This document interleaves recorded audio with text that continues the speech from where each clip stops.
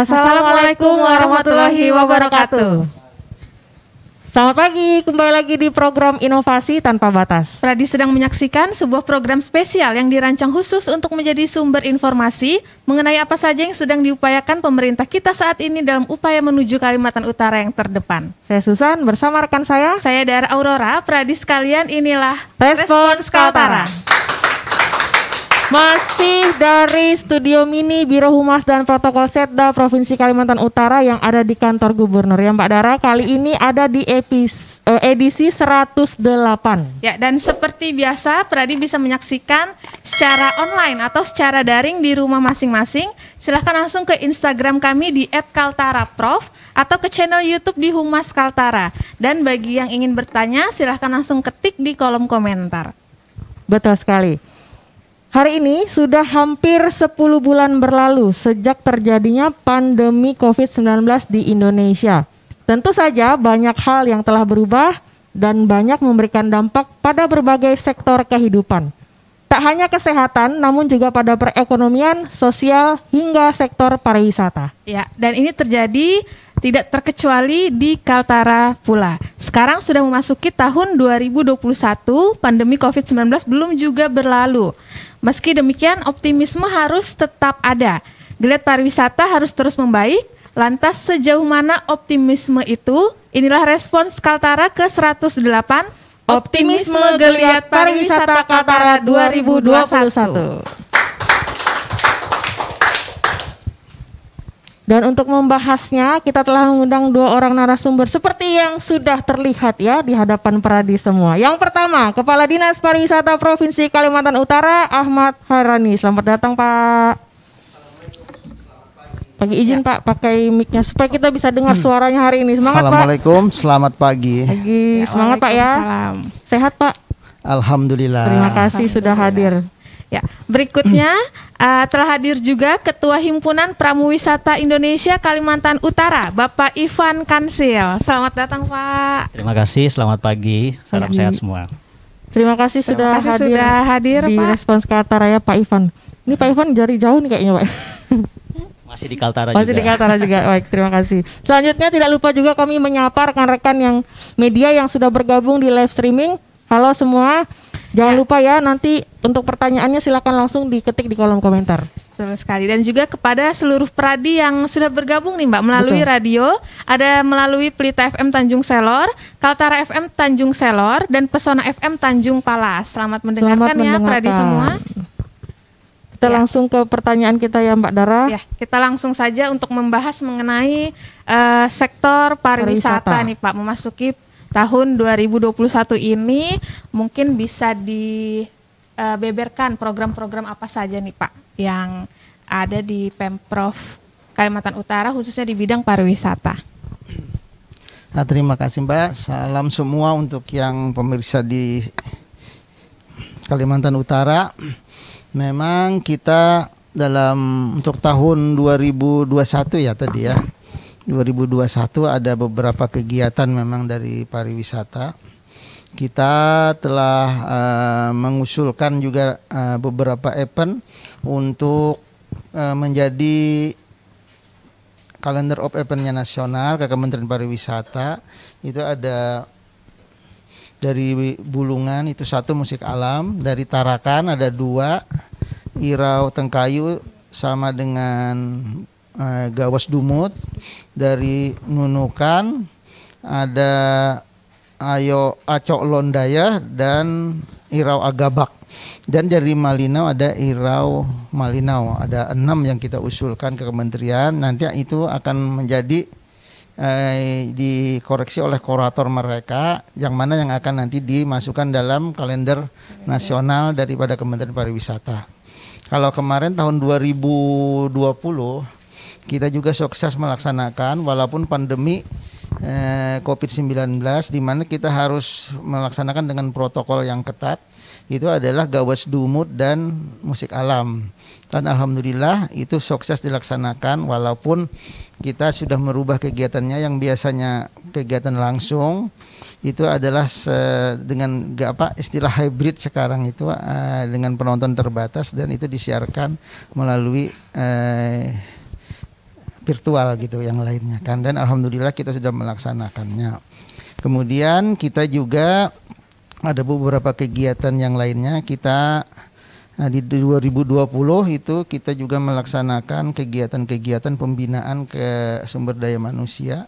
Ada beberapa juga kita melakukan pelatihan untuk sertifikasi usaha-usaha di bidang kepariwisataan, sehingga kita walaupun dalam kondisi pandemi kita tetap mengusahakan untuk mempersiapkan sumber daya manusia kepariwisataan yang ada di Kalimantan Utara. Nah, juga kita yang akan datang juga kita tetap melaksanakan pembinaan kepada sumber daya manusia. Mungkin itu dulu, nanti berkembang mungkin kali ya. Baik, terima kasih Pak.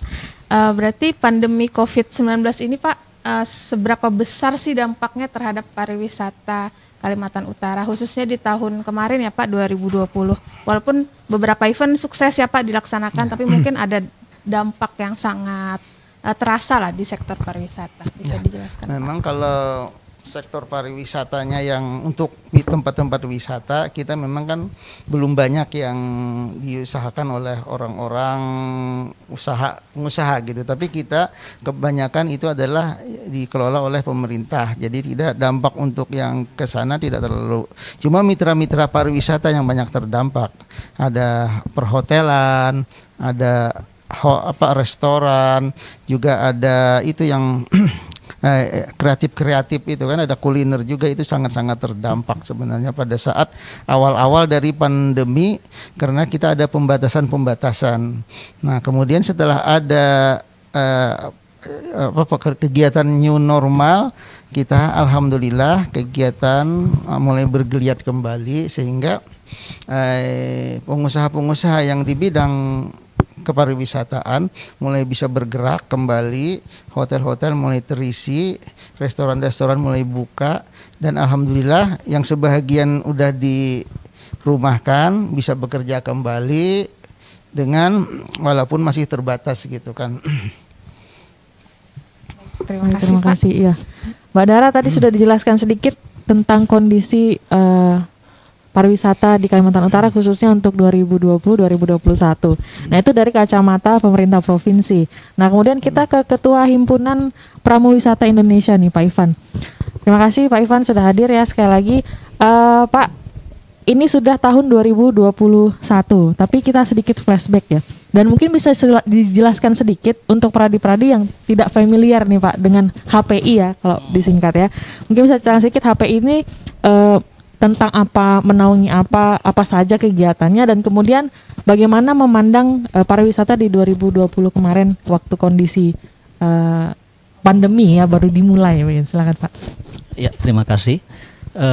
Saya mungkin perlu sampaikan sedikit apa sih HPI. HPI ini sebuah wadah organisasi untuk SDM pariwisata, khususnya di bidang kepemanduan ya.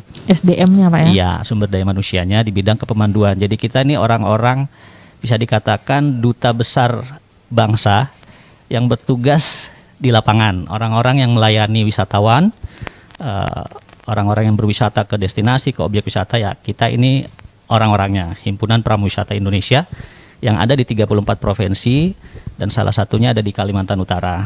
Sedangkan di kabupaten-kabupaten juga kita sudah ada perwakilan-perwakilan seperti di Malino, Bulungan, Nunukan, dan Tarakan. Nah, jadi kita sudah ada beberapa di kabupaten yang memang kita orientasi pada bagaimana sumber daya manusia ini di bidang kepariwisataan, khususnya pemandu-pemandu wisata ini, mereka adalah orang-orang yang mengerti hospitality, bagaimana melayani para wisatawan yang berkunjung ke destinasi wisata khususnya yang ada di Kalimantan Utara. Nah, kalau ditanya flashback 2020 ya kita bisa dikatakan sebagai salah satu ya sektor yang terdampak juga, karena dengan adanya pembatasan berkumpul orang banyak, pesawat juga berkurang, kemudian dengan aturan-aturan yang ada, otomatis wisatawan itu merencanakan wisatanya itu mundur, ada yang cancel, ada yang mundur. Nah, kita terdampak karena tidak adanya orderan dari Biro Perjalanan Wisata atau travel yang memakai jasa pemandu wisata atau tour guide itu. Selama 2020 ya kurang lebih ada 7-8 bulan ya, kita benar-benar no income, no job. Itulah yang dirasakan. Jadi tapi masih bisa survive. Teman-teman masih bisa survive karena untuk saat ini bukan satu-satunya sumber penghasilan. Jadi mereka ada side job. Ya walaupun ada 1-2 orang yang akhirnya beralih profesi, bukan murni di pemandu wisata, tapi ya mereka ngambil job-job yang lain yang bisa bertahan lah. Ya seperti itulah. Baik. Kemudian dari HPI sendiri melihat pariwisata di Kalimantan Utara sejauh ini seperti apa sih Pak? Terlepas dari kondisi pandemi saat ini, apakah memang kita sudah maksimal menikmati pariwisata kita atau mengeksplorasi pariwisata kita atau bagaimana? Ya, terima kasih. Kalau melihat ke depannya, pariwisata kita di Kalimantan Utara ini punya potensi. Berdasarkan pengalaman saya ya, kita ini Kalimantan Utara punya lokasi geografis yang sangat strategis karena berbatasan dengan Sabah ya. Kita berbatasan laut dan darat juga. Jadi ini yang menjadi optimisme kita ke depannya, khususnya 2021 ke depan, bahwa pariwisata di Kalimantan Utara ini bisa kita kembangkan. Satu, karena kita perbatasan dengan negara tetangga Sabah, Malaysia, dan juga Kalimantan Timur, calon ibu kota. Jadi kita berada di, bisa dikatakan hub ya, penghubung. Nah, tahun-tahun yang kemarin Kalimantan Utara juga kita sudah mendatangkan beberapa wisatawan baik domestik maupun luar untuk berkunjung ke Kaltara. Nah, jadi ini sudah menjadi cikal bakal bahwa kedepannya pariwisata kita ini bisa dipromosikan. Apa saja kalau ditanya, apa saja sih unggulan pariwisata di Kaltara? Ya salah satunya desa-desa wisata yang ada di Malinau. Itu banyak desa wisata di sana dan itu menjadi tujuan destinasi wisata. Di Bulungan juga ada desa-desa wisata. Jadi itu yang selama ini teman-teman layani tamu-tamu, membawa wisatawan asing maupun dalam negeri untuk berkunjung ke sana. Jadi kalau ditanya optimisme, ya kita punya harapan kedepannya Kaltara bisa kita geliatkan lagi pariwisatanya berbasis masyarakat seperti desa wisata dan wisata-wisata lainnya. Berarti itu masyarakat sudah tahu Pak ya, keberadaan desa wisata di Malinau sudah cukup populer di kalangan wisatawan.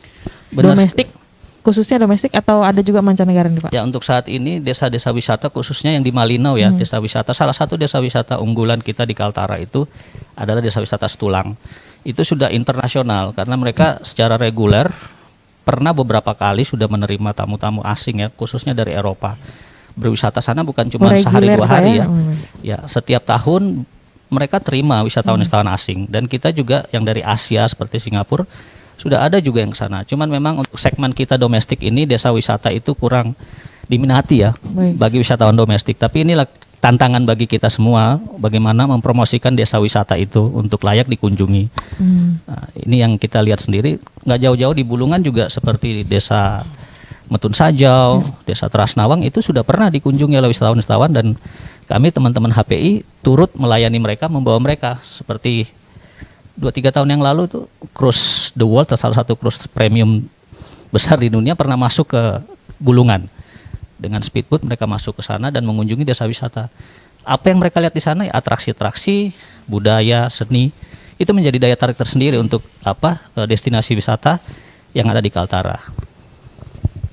Berarti memang sudah ada angin segar untuk wisata kita sebenarnya. Hanya memang karena kondisi seperti ini ya Mbak Dara masih agak kurang menggeliat begitu. Bagaimana berikutnya? Ya, tadi sudah dijelaskan juga bahwa memang semua sektor terdampak ya akibat pandemi ini. Kalau bisa dijelaskan Pak, seberapa persen sih mungkin menurunnya wisatawan atau mungkin dibandingkan dengan daerah lain, bagaimana sih Kaltara ini terdampak? Apakah Kaltara ini terlalu menurun Pak tentang minat pariwisatanya karena pandemi tadi? Dibanding tahun-tahun lalu mungkin Pak, bagaimana menurunnya? Ya, memang kita kalau dari data-data pengunjung memang sangat-sangat turun kan, karena kita pariwisata ini dasarnya adalah pergerakan orang. Nah, kalau pergerakan terhenti berarti tidak ada orang yang datang. Nah, karena kemarin sempat kita juga terhentinya pergerakan dengan pembatasan-pembatasan, itu yang membuat dampak yang sangat besar kepada pariwisata. Karena tidak ada pergerakan dari suatu tempat di luar Kaltara masuk ke Kaltara. Jadi itulah yang sangat hampir 90% kita itu kemarin tidak ada hotel, tidak ada hunian, restoran tidak berjalan dengan baik sehingga mereka banyak merumahkan tenaga-tenaga mereka pada saat itu, sehingga bagaimana itulah yang harus didukung oleh pemerintah kemarin kan, maka muncullah bantuan-bantuan langsung tunai itu kan. Nah, alhamdulillah setelah berjalan beberapa saat kita ada pergerakan kembali kan, berarti pesawat sudah mulai jalan. Nah, kita juga mulai agak dimudahkan untuk bergerak karena tidak terlalu banyak persyaratan lagi. Itu yang mungkin membantu pengusaha-pengusaha kita itu untuk kembali eksis untuk bekerja, berusaha dan mendorong pergerakan ekonomi kembali. Nah, dari hal itu kita memang melihat kondisi-kondisi yang begitu itu harus segera bagaimana kita mempromosikan Kalimantan Utara ini sehingga orang mau datang lagi ke tempat kita. Kalau kemarin kita udah maksimal, sudah kita promosikan ke Malaysia itu tahun 2018 bersama Pak Ipan juga. Kita sudah bawa Pak Ipan membuat jaringan dengan travel agent dari Malaysia, udah berjalan. Kemudian di 2019 kita mengadakan Palm Trip. Nah, Palm Trip itu kita ngundang travel agent dari luar gitu kan, dari Malaysia sendiri, dari Keke, dari Tawau, dari Kuala Lumpur, dari Singapura, dan ada blogger-blogger dari Jakarta juga kita undang. Nah, mereka datang ke Kaltara, Pak Ipan juga ikut melayani, dan mereka kita bawa ke Derawan dan city tour di Tarakan. Sambutan mereka sangat baik gitu kan, bahwa artinya Kaltara layak untuk dikunjungi. Dan alhamdulillah menurut Pak Ipan setelah mereka pulang, mereka sudah booking beberapa paket dari luar negeri yang akan mengunjungi Kalimantan Utara dengan Pak Ipan yang akan memandunya di sini. Tapi belum sempat berjalan, pandemi Covid muncul. Itu yang terkendala. Sebenarnya udah berhasil, kita promosi kita udah banyak berhasil kan. Mereka mau mendatangkan travel agent sana, ke travel agent kita sudah buka jaringan. Nah, cuma karena Covid saja itu tidak jadi berjalan. Tapi mudah-mudahan setelah nanti habis pandemi ini kita artinya kegiatan-kegiatan yang sudah akan berjalan itu mudah-mudahan bisa dilanjutkan kembali gitu kan. Kita berharap artinya pariwisata di Kalimantan Utara akan menggeliat kembali. Baik, terima kasih. Nah Pak, tadi sudah sempat disebutkan tentang destinasi wisata tapi yang mungkin di daerah bukan daerah kita nih Pak. Memang fokusnya ke sana kah atau bagaimana Pak? Nah gini ya, karena pariwisata itu dia tidak batas wilayah untuk promosinya. Untuk promosinya begitu ya. Kenapa kita libatkan Derawan? Karena Derawan itu adalah magnet daripada pariwisata kita di Kalimantan. Karena Derawan baru-baru ini udah ditetapkan oleh pemerintah pusat sebagai destinasi prioritas baru. Kan? Karena yang lainnya udah super prioritas ada 5. Nah, kan dengan dijadikannya destinasi prioritas baru berarti Derawan akan dibangun besar-besaran. Itu adalah kunci keuntungan untuk kita. Sama dengan artinya bukan kita saja yang memakai daerah lain, di Jawa juga itu memakai seperti kita. Jawa Tengah atau Jogja yang dia promosikan adalah Borobudur. Borobudur bukan di Jogja, tapi di Jawa Tengah. Yang ngambil untung kan Jogja. Nah, makanya kita juga kemarin yang kita jual untuk di luar sana adalah Derawan.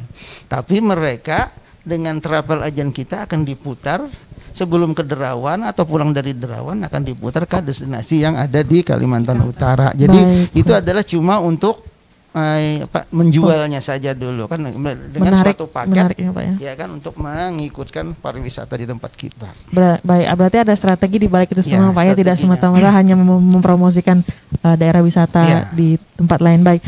Nah, tadi sudah dijelaskan ada beberapa program yang dilakukan oleh pemerintah provinsi di bidang pariwisata di 2021 nih Pak ya. Terobosan-terobosan apa Pak yang dilakukan untuk pada akhirnya di 2021 ini pariwisata itu benar-benar bisa dihidupkan kembali Pak? Memang kita tadi sudah saya jelaskan bahwa Derawan itu adalah destinasi prioritas baru yang mungkin nanti akan dibangun dan dipromosikan besar-besaran oleh pemerintah pusat. Nah, itu adalah kesempatan kita untuk menjaring bagaimana banyaknya wisatawan yang akan datang. Karena pintu utamanya untuk ke Derawan itu yang paling mudah dicapai adalah dari Tarakan. Karena penerbangan langsung dari Tarakan itu banyak. Sedang ke Berau itu tidak ada yang langsung dari Jakarta maupun Surabaya. Nah, itulah makanya kita berkoordinasi dengan HVI, dengan Asosiasi Perhotelan, juga dengan PHRI kan Hotel dan Restoran, dengan dinas-dinas di kabupaten kota. Kita bersinergi bagaimana menjaring agar orang yang nanti banyak datang itu kita siap menghadapinya. Karena harus kita menyiapkan strategi bagaimana adakah event-event yang akan kita buat dengan baik, bagaimana dengan destinasi-destinasinya. Nah, itu harus disiapkan, bagaimana dengan kulinernya, bagaimana dengan hotel-hotelnya. Nah, itu mereka harus punya strategi juga. Artinya tidak cuma biasa saja. Sekarang mereka harus bagaimana menarik, artinya semut-semut yang datang ini karena ada gula nanti kan. Nah, itu yang kita akan sinkronkan nanti dengan mereka. Itulah adalah strategi-strategi kita nanti kan, bagaimana kita menahan orang yang akan lewat. Jangan cuma lewat sampai Tarakan langsung Derawan, kita harus ditahan di Kalimantan Utara. Nah, itu tugasnya Pak Ipan nanti yang bagaimana bisa membelokkan orang. Karena untuk menjual wisata itu harus paket sekarang kan. Sama kita kan contohnya ya, bukan kita ini kan, karena kita banyak belum mengerti dengan promosi wisata itu. Kalau kita ke Bali ikut paket, padahal kita tidak mau lihat tari menari sebenarnya kan, tapi tetap kita dibawa. Bagaimana mereka walaupun itu pantai Kuta yang dituju kan, tapi tetap kita dibawanya ke tempat yang menarik, ke tempat yang lain, karena mereka mau mempromosikan juga daerah-daerah yang lain gitu kan, dan budaya-budaya mereka. Sama dengan kita nanti kan, walaupun sementara gulanya itu adalah Derawan, tetap kita artinya menjual punya kita, memperkenalkan punya kita, tetap dibawa ke City Tour Tarakan, mungkin bawa ke Bulungan, mungkin bawa ke desa wisata tadi seperti yang disampaikan tadi. Karena untuk tempat kita sekarang kita baru mengenalkan, belum dikenal, baru mengenalkan, baru kita menjual kan artinya. Tapi yang sudah dikenal oleh orang luar adalah Derawan. Jadi kita tetap numpang sementara, makanya dibuat suatu paket-paket tour yang dijual oleh Pak Ipan ini. Nanti ada juga paket tour lagi kita yang minat khusus di Krayan, di Taman Nasional Kayan Mentarang. Itu banyak paket-paket minat khusus, ada arung jeram, ada macam-macam. Jadi itu nanti akan jadi jualan Pak Ipan. Kemana udah kita koordinasikan dengan Balai Taman Kayan Mentarang. Menurut Pak Ipan harga yang ditawarkan itu masih masuk dan bisa untuk dijual. Mudah-mudahan itu nanti yang bisa kita laksanakan. Baik, terima kasih Pak. Memang banyak sekali ya Mbak ya potensi wisata di Kaltara ini, dan semoga dengan program-program paket wisata ini bisa mempromosikan keluar gitu potensi-potensi kita. Ya, baik Pak, kalau untuk dari HPI sendiri Pak, apakah mungkin ada ide-ide atau masukan-masukan kepada Pemprov Kaltara untuk menggeliatkan nih bagaimana potensi pariwisata di Kaltara, ya, Pak? Khususnya setelah sempat terhenti beberapa waktu, kemudian terkena dampak pandemi ini. Semua gitu, dari sektor-sektor kecil sampai yang sudah besar ini, Pak. Ya, baik. Kalau ide atau masukan sebenarnya yaitu sudah terpikirkan oleh kita bagaimana kami sebagai salah satu stakeholder pariwisata ya di kepemanduan atau di SDM pariwisata bersama pemerintah sebenarnya itu sudah berjalan selama ini cukup baik.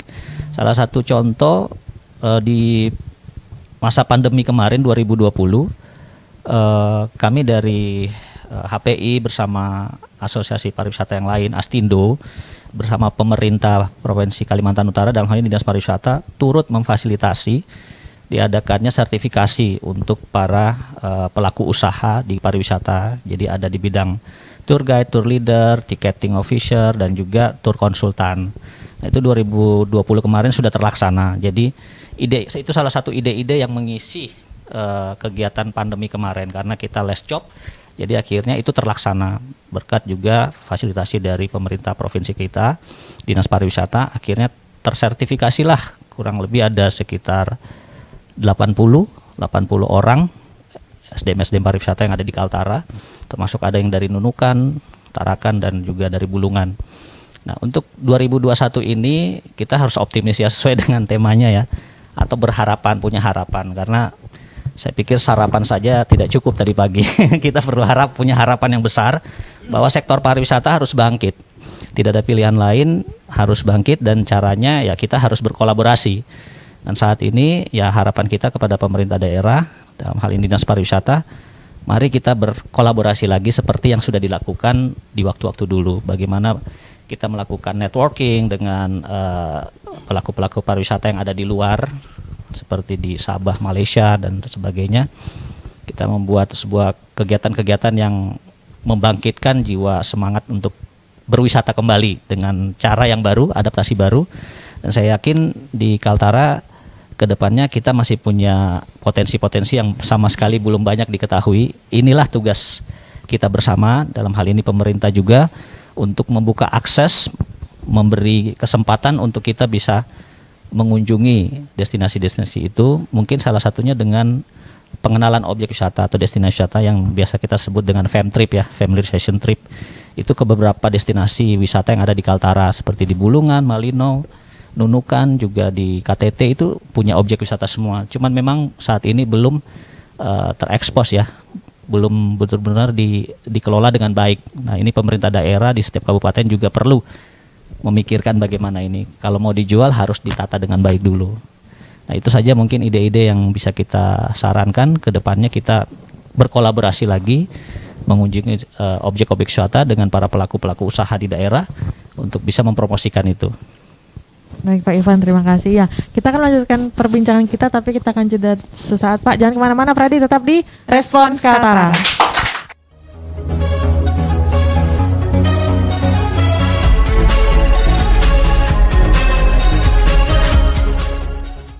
Kembali lagi di Respons Kaltara. Terima kasih Pradi yang masih setia bersama kami, dan sekarang seperti biasa sudah ada beberapa pertanyaan yang kami terima baik dari media sosial maupun dari rekan-rekan media ya. Kita akan bacakan satu persatu ya, Mbak Dara. Ini yang pertama dari NDY BHP. Sebagai daerah kepulauan, rasanya sangat minim pemanfaatan potensi pariwisata bahari di Kaltara. Masalahnya kenapa dan solusinya seperti apa, Pak? Mungkin ke Pak Ahmad Hairani. Terima kasih atas pertanyaannya. Memang kita adalah daerah yang memang kaya dengan kelautan. Pesisirnya sangat panjang. Memang kita juga ada berencana untuk mengembangkan beberapa destinasi yang berada di pesisir. Memang kalau di daerah Bulungan ini kan ada sudah pantai Tanah Kuning, pantai Cemara, pantai banyak itu kan memang udah dikembangkan oleh kabupaten. Nah, kita rencananya ada juga daerah yang memang kewenangannya kewenangan provinsi. Di sana ada tempat yang dinamakan Karang Malingkit, artinya 12 sekitar 12 dari 15 menit lah dari dari Desa Mangkuk Padi, itu ada suatu gusung yang memang sudah ada terumbu karangnya. Nah, sekarang memang sebagian agak rusak tapi sebagian masih bagus. Nah, itu kita sedang membuat studi kelayakan untuk membuat nanti di sana jadikan destinasi wisata. Kita sudah koordinasi juga dengan Dinas Perikanan, dan di situ memang adalah merupakan konservasi dari perikanan, tapi untuk pariwisata itu dibolehkan. Jadi kita sedang membuat studi kelayakannya, karena aturan kita untuk membangun sekarang harus melalui tahapan-tahapan. Ada studi kelayakan, nanti ada master plan, dan baru kita membangun. Ada diedit dulu baru membangun. Nah, memang kita akan mengembangkan itu juga, karena kita sangat potensi di sektor kelautan ini untuk pariwisata sangat besar. Juga di daerah Nunukan kita coba akan membantu untuk mengembangkan daerah pantai cantik dan Pulau Sinelak di Nunukan. Itu rencananya kita akan nanti tinjau ke sana. Mungkin di anu juga banyak usulan sebenarnya di Sebatik juga sebenarnya banyak. Cuma kalau untuk provinsi untuk mengembangkan memang kita agak terkendala karena asetnya bukan aset provinsi, aset kabupaten semua kan, kecuali mungkin yang di luar daripada daratan. Nah itu nanti aset provinsi, sehingga kita baru memulai dengan Karangmalingkit dulu. Jadi karena Dinas Pariwisata Provinsi akan mulai menggarap Karangmalingkit, mudah-mudahan setelah ini kita bisa mengembangkannya lebih lanjut.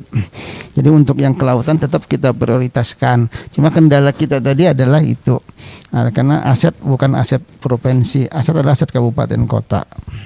Baik, terima kasih. Jadi ada aturan-aturannya Pak ya dalam pengelolaan aset-aset wilayah atau provinsi ya. Itu supaya dapat diketahui oleh tadi Mas NDY ya. NDY Baik. BHP. Berikutnya Ayah Kala ini yang bertanya. Mungkin ke Mas Ivan mungkin tanggapannya ya. Sebagai sebuah provinsi selayaknya eksistensi hotel berbintang 3 hingga 5 sudah ada di Kaltara. Kira-kira bagaimana sih Pak sebenarnya minat investor perhotelan untuk investasi di Kaltara sendiri sejauh ini, kan hotel-hotelnya masih terbatas. Begitu katanya Pak. Ini ya boleh juga ya saya coba jawab. Jadi kalau minat investor mungkin ya salah satunya dilihat dari populasi ya, mungkin ya populasi penduduk di Kaltara itu seberapa banyak sih. Nah, setahu saya saat ini hotel-hotel yang cukup banyak ada di Kota Tarakan.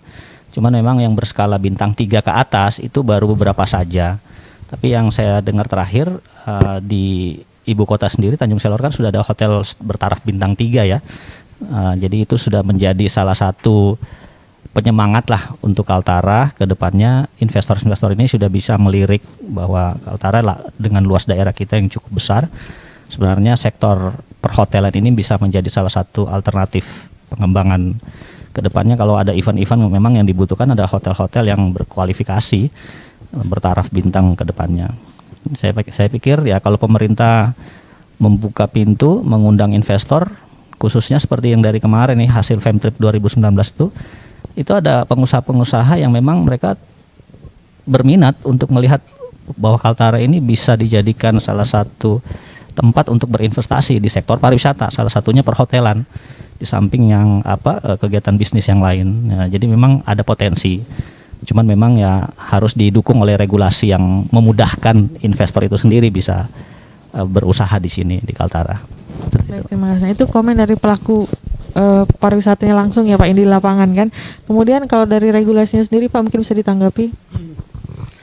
Memang kalau kita melihat dari investor-investor untuk perhotelan, sebenarnya mereka banyak juga yang mau masuk ke Kalimantan Utara, sudah banyak. Cuma mereka kan karena tadi ada pandemi ini masih mungkin bertahan dulu gitu kan. Sebenarnya banyak yang ingin masuk. Beberapa hotel yang bertaraf nasional itu sudah siap untuk masuk. Nah, cuma memang pada saat sebelum pandemi untuk hunian di tempat kita tinggi memang kan, di atas 70% hunian itu. Jadi itu yang menjadikan minat daripada investor-investor untuk menanamkan investasinya di Kalimantan Utara. Itu di Kota Tarakan sendiri atau Tarakan dan Tanjung Selor kan, karena Tanjung Selor udah jadi ibu kota provinsi sehingga banyak orang yang datang ke Tanjung Selor. Nah, sering juga kita kan bila ada event-event yang besar, kita tuh sering kehabisan tempat atau kamar untuk orang-orang yang datang gitu kan. Nah, jadi kalau untuk hotel dan itu adalah cukup banyak minatnya, tapi orang masih menahan diri karena masih dalam pandemi COVID-19 ini kan. Terima kasih. Berikutnya Pak Mbak Dara. Ya, berikutnya ini dari NDY BHP lagi Pak. Kalau tadi bicara mengenai pariwisata bahari, sekarang bagaimana minat wisata sejarah di Kaltara, Pak? Lalu pengembangan potensi wisata sejarah sudah sejauh mana di Kaltara? Memang kalau bersejarah kita ada yang tempat wisata sejarah ini kan ada di Tarakan dan ada di Bulungan. Di Bulungan adalah kita artinya ada kerajaan Bulungan dulunya. Itu memang kan itu tetap ada yang berminat banyak ke sana. Cuma kita sekarang karena keratonnya kan sudah tidak ada lagi, itu tinggal situsnya, dan kita rencananya ingin membangun, itu belum terrealisasi kan. Kami dulu sudah ada perencanaannya oleh Kabupaten Bolongan untuk membangun keraton itu kembali. Nah, sampai sekarang belum terrealisasi. Dan untuk di Tarakan itu sudah ada museumnya kan, di situ kan ada peninggalan Perang Dunia Kedua. Memang kalau di Tarakan banyak juga itu kan, ada kuburan Jepang itu ya, ada macam-macam lah sana, ada bekas bunker-bunker itu ada juga di Tarakan. Nah, ada museum sudah juga. Nah, itu sebenarnya udah bergerak juga kan kemarin juga kami dari Kementerian Pariwisata, dari staf khusus menteri itu kenapa tidak membuat suatu event yang berkaitan dengan sejarah gitu kan. Nah, kita masih mungkin nanti habis pandemi tidak ada, mungkin kita akan garap juga event-event yang berkaitan dengan sejarah. Sebenarnya banyak aja minat itu, dan pemerintah juga sudah bergerak untuk mengembangkan wisata sejarah itu. Artinya sudah ada niat yang positif untuk mengembangkan itu, Mbak ya. Iya. Jangan khawatir, untuk wisata sejarah ada di Kalimantan Utara. Kemudian pertanyaan berikutnya, izin Pak, ini dari Mas Koir ya, mohon maaf jika ada salah penyebutan. Masa pandemi layaknya wisata domestik menggeliat. Untuk Kaltara bagaimana Pak? Terus tingkat hunian kamar hotel bagaimana? Apakah akan bangkit atau tetap lesu? Mungkin tadi sudah disinggung sedikit, ada yang ditambahkan Pak? Wisata domestik Kaltara nih. Memang ya kita ada harapan sekarang kan, ada optimis karena sudah mulai adanya vaksin COVID-19 ini, sehingga itu akan menjadikan orang lebih percaya diri untuk bergerak. Nah, kalau sudah ada percaya diri untuk bergerak, mungkin kita harapkan orang-orang sudah mulai kembali untuk berwisata, karena udah lama mereka kan diam di rumah. Nah, ini akan tetap menggeliatkan pariwisata kembali. Nah, dengan adanya vaksin ini, kita berharap orang artinya percaya dirinya kembali untuk berwisata bersama keluarganya. Jadi kita optimis akan ada geliat pariwisata itu yang cukup besar, dan kalau sudah ada pergerakan berarti hotel itu akan terisi dan restoran pun akan kembali bergerak. Tapi itu kalau tidak ada pembatasan lagi Pak ya, pembatasan pemberlakuan ini Pak. Ya, kalau tidak ada kegiatan pembatasan. Masyarakat ini. Ya. Baik, terima kasih. Berikutnya, Ya, selanjutnya ini ada Rizky Roma. Mungkin untuk Pak Ivan ini Pak. Izin bertanya Pak, saya sering ditanya sama orang-orang di kota, kalau mau ke Kaltara, apa yang menjadi tujuan andalannya yang punya nilai jual lebih daripada daerah lain Pak? Mungkin bisa bantu promosikan. Ya, terima kasih pertanyaannya. Jadi salah satu andalan objek wisata di Kaltara ini sebenarnya selain Tarakan ya, itu menjadi salah satu destinasi. Kami biasa melayani dan membawa tamu-tamu dari Jakarta untuk berwisata ke Derawan contohnya. Ada dua opsi yang kami berikan, via Tarakan dan via Berau. Lebih banyak memang sih menurut mereka, kenapa mereka memilih via Tarakan? Satu, di sana di Tarakan mereka bisa melakukan city tour setengah hari atau full day. Apa yang mereka lakukan di Tarakan, city tournya mereka bisa mengunjungi KKMB, kawasan konservasi mangrove Bekantan. Itu salah satu objek yang kita juga perkenalkan dan kita bawa tamu-tamu itu ke sana. Bukan cuma domestik sebenarnya, mancanegara juga itu menjadi salah satu destinasi favorit ya, KKMB itu. Kemudian mana lagi, kita bawa mereka ke wisata sejarah seperti situs-situs bunker di Peningki Light, juga museum, dan ada beberapa juga dari wisatawan tanah asing seperti Australia dan Jepang, itu mereka napak tilas. Jadi memang tujuannya ke Tarakan, ke Kaltara untuk berwisata napak tilas, mengingat sejarah dulu orang-orang tua mereka, nenek mereka pernah ada di Tarakan. Jejak-jejak ini Benar, Pak ya. karena memang kan Tarakan sangat dikenal dengan sejarahnya ya. Jepang dulu mendarat di Tarakan, melakukan akses pertama mereka masuk ke Tarakan. Jadi itu menjadi salah satu daya tarik kita sebenarnya. Daya tarik yang mungkin tidak dimiliki oleh daerah lain. Kalau berbicara soal sejarah, ya Tarakan lah yang kita angkat. Tapi bukan cuma sejarah saja di Tarakan, karena kalau bicara sejarah kita bicara masa lalu ya. Kadang masa lalu ini kalau dibicarakan kan kelam juga. Banyak orang nggak suka bicara masa lalu, kembali ke dulu ya. Tapi itu yang menjadi daya tarik yang bisa kami jual tentang Tarakan, wisata sejarahnya. Tapi jangan salah juga, Salah satu daya tarik Tarakan itu sendiri adalah kulinernya. Itulah kenapa banyak wisatawan domestik maupun luar akses yang mereka lebih inginkan atau mereka lebih prefer ke sana itu via Tarakan untuk kederawannya. Karena di Tarakan kami teman-teman travel di sana sudah menyiapkan paket-paket wisata city tour mulai dari 4 jam, 8 jam bahkan sepenuh hari. Dan Pantai Amal juga menjadi salah satu opsional. Mereka bisa berwisata kuliner kapal di sana. Nah, jadi kalau dibilang daya tariknya yang lebih, ya saya bisa sebutkan seperti itu. Salah satu atraksi juga yang biasa pernah ya beberapa kali kami lakukan teman-teman pemandu wisata adalah membawa wisatawan mengelilingi Pulau Tarakan dengan speedboat. Apa yang mereka lihat sana? Salah satunya adalah melihat kegiatan atraksi nelayan di sana menangkap tempakul. Jadi ikan tempakul itu dijadikan umpan oleh mereka dan proses penangkapannya itu sangat unik. Jadi mereka harus merayap seperti tentara menyusuri pantai, membuat keramba dan mengarahkan ikan-ikan tempakul ini memasuki keramba itu. Jadi itu menjadi daya tarik sendiri oleh wisatawan. Kok unik ya, di daerah lain tidak ada. Nah, ini yang tidak banyak diketahui. Itu bisa menjadi nilai jual tersendiri dan itu yang sudah kami lakukan sekarang. Jadi memang teman-teman pemandu ini mereka dituntut kreatif ya. Bagaimana menciptakan sebuah daya tarik dari kebiasaan atau kehidupan masyarakat pesisir pantai di Tarakan.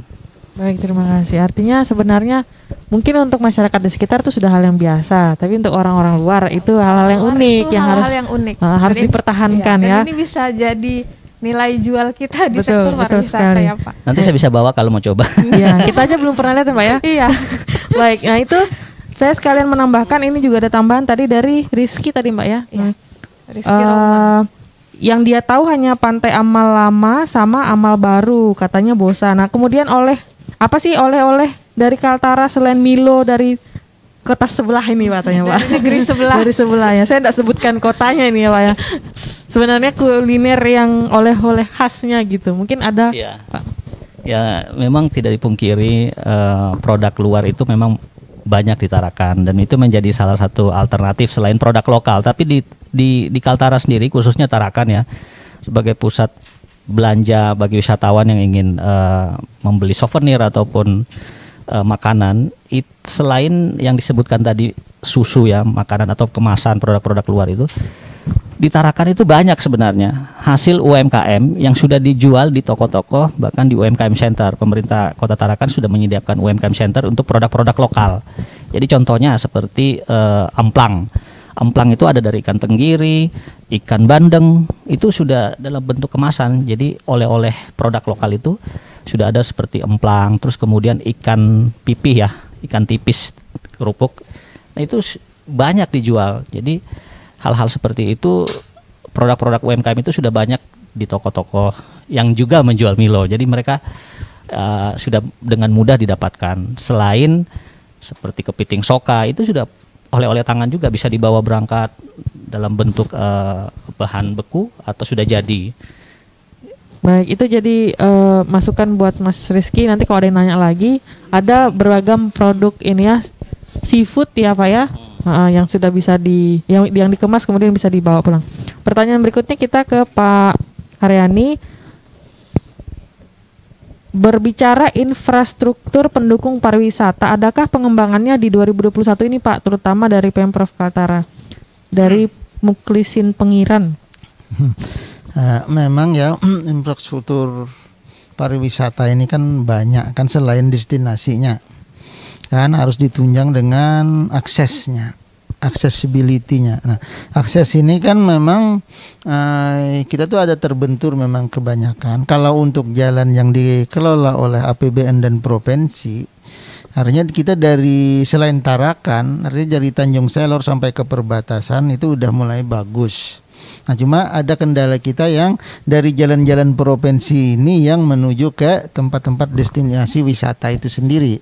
Ini memang kebanyakan jalan-jalan desa atau jalan kabupaten. Ini memang kita ada agak terkendala. Kita untuk pembangunan ini kan, karena banyak ketergantungan kita dengan kabupaten sendiri yang memiliki destinasi-destinasi yang sangat banyak ini kan, yang sangat banyak potensinya ini. Jadi memang itu kendala kita dalam melaksanakan pembangunan infrastruktur. Nah, jadi ada hal-hal yang kita memang tidak bisa ikut masuk ke sana karena ada pembatasan-pembatasan itu tadi kan. Tapi ya mudah-mudahan ke depannya ada solusi untuk pengembangan-pengembangan, karena kemarin ada dari Kementerian PU itu ada dari Badan Infrastrukturnya itu ada melakukan studi untuk mengembangkan jalan-jalan yang menuju destinasi-destinasi wisata unggulan. Nah, kita berharap dengan sudah adanya masuknya kementerian itu nanti, mungkin mudah-mudahan infrastruktur kita ini akan tertangani untuk menuju tempat-tempat wisata itu. Ya, sekarang memang kita ada kendala di sana itu kan. Baik, itu yang menjadi fokus ya. Itu sekaligus menjawab pertanyaan dari Mas Hamka. Wisata cukup baik untuk dikunjungi di Bulungan, tapi akses jalan menuju wisata tersebut tidak layak dan susah dikenal. Bagaimana tanggapannya? Tadi sudah sekalian dijawab oleh Pak Aryani. Terima kasih Pak. Jadi ada kewenangan tersendiri ya Mbak ya, antara Pemprov dan pemerintah. Iya, itu yang harus dipahami ya mungkin oleh Pradi. Memang ada beberapa wisata yang menjadi daerah kewenangan provinsi atau kabupaten kota. Demikian juga dengan infrastruktur pendukungnya Pak ya. Ya, semoga semua bisa saling berkolaborasi demi kebaikan bersama. Silakan Mbak. Ya. Kemudian selanjutnya dari Pak Bakaria. Desa nelayan banyak yang memiliki ciri khas di Kaltara Pak. Kenapa itu kurang diviralkan? Bisa nih Pak undang YouTuber untuk promosikan Kalimantan Utara Pak. Ya, bagaimana tanggapannya Pak? Ya, memang desa nelayan itu banyak potensinya. Kita memang belum menyentuh ke desa nelayan. Tapi kita nanti mungkin ke depannya kita berharap akan melakukan farm trip untuk mengunjungi tempat-tempat desa, tempat-tempat wisata yang kita harapkan bisa berkembang, termasuk juga desa-desa nelayan. Kita udah kemarin melakukan pamri, cuma itu kan kita mengundang yang dari luar. Tapi kita mungkin nanti mengadakan farm trip untuk mengenalkan tempat-tempat kita yang belum dikenal, seperti desa nelayan, desa wisata, kan yang terkait dengan gitu. Nah, memang kalau untuk mengembangkan desa wisata sendiri, artinya itu harus diusulkan ke pemerintah kabupaten atau kota untuk ditetapkan sebagai desa wisata, sehingga kita bisa ikut mengembangkan desa-desa itu nanti di sektor kepariwisataannya. Jadi itu harus ada SK-nya nanti untuk jadi desa wisata, ada SK bupati atau wali kota, itu anunya kan. Jadi mungkin itu nanti kalau memang ada potensinya, ya masyarakat sana bisa mengusulkan bahwa daerah mereka layak untuk dijadikan desa wisata. Mungkin begitu anunya. Kalau desa nelayan kita tuh di mana aja sih Pak sebenarnya? Yang ada desa potensi. Kita nih kan di di Pulau Sada untuk Tarakan, di Antal itu kan ada juga desa wisata. Kan sebenarnya kan di Tanah Kuning Mangkupadi itu kan nelayan juga di sana kan, banyak kan, di Nunukan juga banyak kan, cuma baik, berarti sebuah daerah yang dihuni oleh para nelayan Pak ya? Iya, itu kan desa-desa nelayan. Mereka memang kehidupannya adalah sebagai nelayan. Memang di sana banyak kegiatan-kegiatan juga sebenarnya yang mereka lakukan kan. Biasanya ada juga event-event yang tahunan-tahunan tuh mereka laksanakan kan. Nah, itu bagus juga sebenarnya event-event itu kalau nanti bisa kita budayakan dan kita kembangkan untuk menjadi event-event dari Kalimantan Utara sendiri kan. Terima kasih Pak Irfan. Ya. Jadi untuk Pradi semua yang melihat potensi wisata di daerahnya nih bisa diusulkan ke pemerintah kabupaten atau kota setempat ya Pak ya. Melalui prosedur yang tepat. Ya. Ini ke Pak Ivan lagi. Pak, ini nggak pengen nyoba ngembangin wisata terbarukan kah? Seperti wisata Karai di Bulungan dipromosikan atau bagaimana katanya Pak? Silakan. Ya, terima kasih pertanyaannya. Ya, wisata terbarukan ya atau sustainable tourism ini sebenarnya potensinya ada di Kaltara karena berbasis wisata alam ya, ekoturism, dan memang ini yang salah satu menjadi prioritas pemerintah juga baik di pusat maupun di daerah, bahwa pariwisata itu sebenarnya harus sustainable, bisa dinikmati generasi selanjutnya. Dan salah satunya ada di Bulungan itu. Saya lihat, saya sudah sampai ke sana, wisata Karai ya. Sungai Karai ya, dengan keindahan alamnya, air sungainya, itu sebenarnya menjadi alternatif alternatif wisata ini bisa dipromosikan, dan itu saya lihat juga sudah mulai viral ya di Kaltara, di Bulungan, orang-orang Bulungan banyak sudah banyak yang ke sana. Jadi kalau saya lihat data yang saya dapatkan di Kaltara ini ada kurang lebih 400 desa wisata yang sudah ada itu mungkin baru 9 atau 10. Jadi sisanya ini desa-desa ini kan punya destinasi, punya objek wisata yang belum terkelola dengan baik. Nah, inilah yang sebenarnya pemerintah daerah bersama kita stakeholder pariwisata, khususnya HPI, teman-teman HPI ini sudah ada di 4 kabupaten, Mbak. Jadi mereka sudah bisa dijadikan sebagai partner untuk mempromosikan. Nah, dengan memanfaatkan media saat ini dengan digitalisasinya, saya yakin wisata terbarukan ini bisa diangkat, bisa juga dipromosikan, wisata alam lah ya. Jadi di setiap kabupaten saya yakin para pelaku-pelaku ini bisa mulai memikirkan bahwa pariwisata adalah salah satu sektor terdepan ekonomi di daerah. Ya, saya yakin di Bulungan pun pasti bisa banyak destinasi yang saya pikir di Bulungan belum terjamah dengan baik ya. Dia akan segera dipromosikan oleh tim ya. Baik, kita ke Pak Herain lagi Pak. Ini satu pertanyaan sebelum kita masuk ke sesi berikutnya. Kita kemarin kita mendengar pergantian Menteri Pariwisata dan Ekonomi Kreatif Pak ya. Kemudian adakah pengaruhnya kepada pariwisata di persiapan di 2021 untuk program-program pariwisata? Adakah sudah kebijakan-kebijakan yang dikeluarkan? Memang ada pergantian dari ke Pak Sandiaga Uno ya. Ini memang kami udah pernah beliau sudah habis dilantik menggelar rapat dengan Kepala Dinas Pariwisata se-Indonesia, Kepala Dinas Pariwisata Provinsi se-Indonesia udah beliau dalam rangka untuk percepatan pengembangan pariwisata dalam masa pandemi ini kan.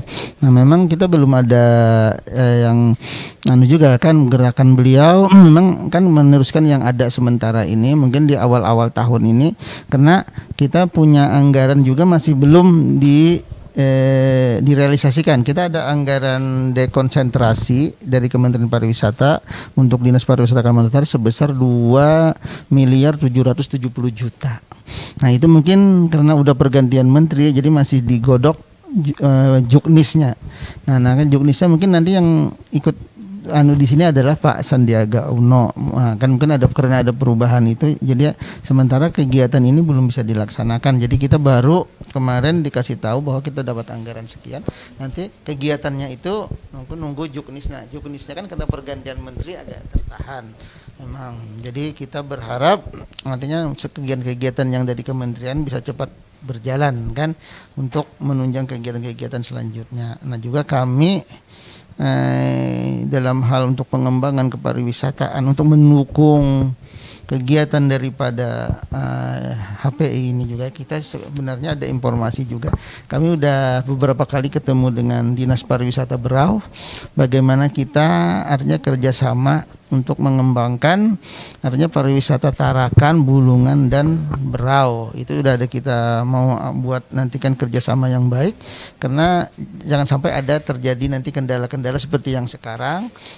Artinya ada pemandu-pemandu wisata kita yang tidak boleh masuk ke wilayah sana. Oh begitu Pak. Tapi itu kan nanti sudah kita jembatani. Kalau Pak Ipan sudah bebas karena Pak Ipan punya sertifikat sendiri kan. Baik. Nah, jadi supaya jangan terjadi ada miss dengan mereka, kita ada kerjasama nanti dengan Berau dan Kalimantan Timur untuk sama-sama mengembangkan wilayah pariwisata kita kan di 2 provinsi ini kan.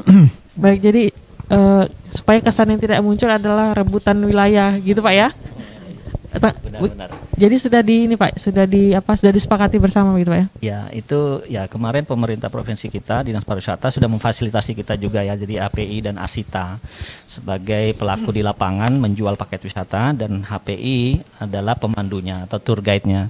Jadi sudah ada pembicaraan seperti itu, sudah ada pertemuan, kita difasilitasi supaya ke depannya pergerakan wisatawan melalui Tarakan atau Bulungan lewat Berau itu betul-betul ada dasar hukumnya, ada kesepakatan yang sudah disetujui, disepakati bersama tentang tour guide, juga tour operator atau travel yang menjual paket wisata Kepulauan Derawan. Itu sudah ada pembicaraan dan sudah ada kerjasama, tinggal di follow up lagi sih. Baik, terima kasih Pak Ivan. Ya, masih ada pertanyaan Pak? Sudah? Ini sudah habis semua Mbak pertanyaannya. Baik, kalau begitu kita akan masuk ke sesi 3, tapi kita akan jeda sesaat. Jangan kemana-mana, tetap di Respons Kaltara.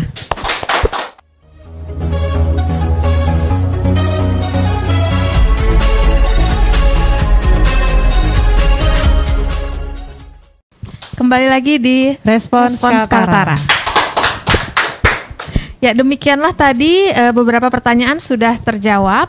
Dan selanjutnya kita akan memberikan kesempatan bagi kedua narasumber untuk menyampaikan closing statement. Mungkin yang pertama bisa dari Pak Ahmad Hairani untuk menyampaikan closing statementnya, Pak. Silahkan. Terima kasih. Kita udah juga kan dalam hal untuk meningkatkan kunjungan pariwisata. Kementerian Pariwisata telah melaksanakan suatu sertifikasi untuk usaha-usaha kepariwisataan berkaitan dengan kebersihan, kesehatan, keamanan, dan kesinambungan daripada lingkungan. Nah, ini sudah dilaksanakan di Tanjung Selor. Mudah-mudahan tahun depan kita akan dilaksanakan di tempat-tempat lainnya. Ini adalah suatu usaha dari kita di bidang pariwisata untuk meyakinkan bahwa tempat-tempat hotel, restoran kita adalah suatu yang aman, sehat, bersih, dan tetap kita tidak melupakan artinya keberlanjutan lingkungan. Nah, ini adalah mudah-mudahan kita harapkan kalau ada kegiatan-kegiatan ini di tempat di kabupaten-kabupaten kota di Kaltara, itu kita harap mereka agar mengikutinya, karena itu adalah satu sertifikasi yang akan meyakinkan konsumen-konsumen kita untuk mengunjungi Kaltara. Karena dengan ada sertifikasi itu bahwa kita dinyatakan aman, sehat, dan bersih gitu kan, selain juga tidak berkawasan lingkungan. Dan juga kepada teman-teman media kita berharap bahwa dapatlah ikut mempromosikan destinasi-destinasi kita yang ada, bagaimana bahwa walaupun bagaimana sekarang kita tidak bisa juga mempromosikan dengan secara kita pameran keluar, namun kita lewat media-media inilah, yang lewat media sosial inilah kita berharap pengembangan daripada pemasaran pariwisata kita ke depannya. Karena dengan bantuan-bantuan media inilah kita akan bisa meningkatkan kunjungan dan menggeliatkan kembali pariwisata kita di Kalimantan Utara. Mudah-mudahan pandemi ini cepat berakhir dan kita semua dapat bergerak kembali dan percaya diri untuk melakukan kunjungan-kunjungan ke tempat pariwisata yang ada. Terima kasih, mungkin itu yang bisa saya sampaikan. Amin. Kita beri plus untuk Pak Haryani. Ya, selanjutnya silakan kepada Pak Ivan untuk menyampaikan closing statement atau ada himbauan dan harapan kepada masyarakat. Ya, terima kasih. Untuk pariwisata di Kaltara sendiri kita cukup banyak ya. Kalau saya nggak salah ingat kurang lebih 200 objek wisata yang ada di Kaltara, dan salah satunya itu adalah wisata alam. Jadi kalau warga Kalimantan Utara saat ini belum bisa keluar Kaltara dengan penerbangan, ya mari lirik destinasi wisata yang ada di Kaltara cukup banyak. Di Bulungan ada wisata alam, budayanya, susur sungainya. Di Malinau juga banyak dengan wisata alam budayanya, dan kemudian juga ada di KTT ya, Tanah Tidung. Jadi di sana di beberapa tempat ini sudah ada tour guide-nya, dan mereka ini melalui pemerintah daerah sudah terdidik, educate, dan mereka juga sebagian besar sudah tersertifikasi. Jadi paham yang namanya melayani wisatawan baik domestik maupun luar. Jadi jangan ragu, silakan berwisata di Kaltara sendiri kalau belum bisa jauh-jauh kemana-mana, karena kita punya banyak objek wisata kok, jadi bisa menjadi alternatif saat ini di masa pandemi. Itu saja. Kita berikan aplaus untuk Pak Kansi. Demikianlah respons Kaltara kali ini. Terima kasih sekali lagi untuk kedua narasumber, juga kepada seluruh perhatian yang telah berpartisipasi. Mohon maaf jika ada kekurangan, dan terima kasih juga kepada pendengar setia dari Pelita FM Tanjung Selor, Kaltara FM Tanjung Selor, dan Pesona FM Tanjung Palas. Nantikan terus respons Kaltara setiap hari Rabu, dan juga jangan lewatkan program lainnya di media sosial Humas Kaltara. Ada Reka Suara, Harian Giga, Cerita Darah, Humas Ghost to School, dan Kaltara Sepekan. Semoga semuanya bermanfaat. Sekian, sampai jumpa. Wassalamualaikum warahmatullahi wabarakatuh.